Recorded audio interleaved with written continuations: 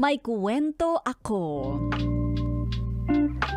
Maliit na babae lang ako. Ay, ba't nilalang mo lang yung mga maliit? Pero, nagkaroon na ako ng 5 boyfriend. Sana naman hindi sabay-sabay to. At sa lahat ng mga naging boyfriend ko, lagi na lang nauuwi sa hiwalayan. Kasi lagi akong nakakatagpo ng boyfriend na malaki ang kargada. Ano? Hindi ko naman sinasadya na mapili ay yung mga ducks. Malay ko naman ba? Sa mukha naman ako unang tumitingin, Maria Morena. Kwento ko lang yung first time na makilala ko yung pangalawang boyfriend ko. Nung ako'y 22 years old. Dahil sa kanya ko binigay ang aking virgin coconut oil. Ay, hindi ko akalain na ganun pala yun, kahapde.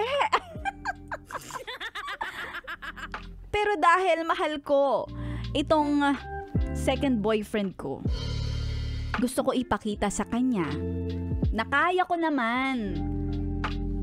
Kaya naman sinubukan namin sa ibang araw. Pero nakakaramdam pa din ako ng sakit. Ouch! Sabi nila masarap, pero bakit puro hirap lang ang nararamdaman ko? Well, tumagal naman kami pero nakipaghiwalay din na ako. Dahil ayoko naman na mamatay ako. Nang maaga, sinabi ko sa sarili ko, siguro makakahanap din ako ng lalaking para talaga sa akin. Pero, sumunod na mga boyfriend ko. Ay, bakit ganon? Yung nakilala ko ang aking pangatlo na boyfriend, na tapat na naman ako sa ducks. Nahawakan ko at sukat na sukat ng palad ko. Alam na alam kong hindi ito isang basta-bastang ahas. Dahil isa itong sawa.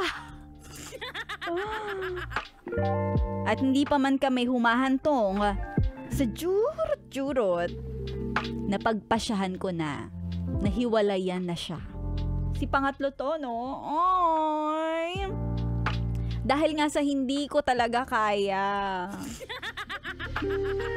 At yung mga sumunod, ang aking pangatlo at pang-apat, ganun pa rin ang kinahantungan. Nakipaghiwalay ka rin dahil nga sa ducks.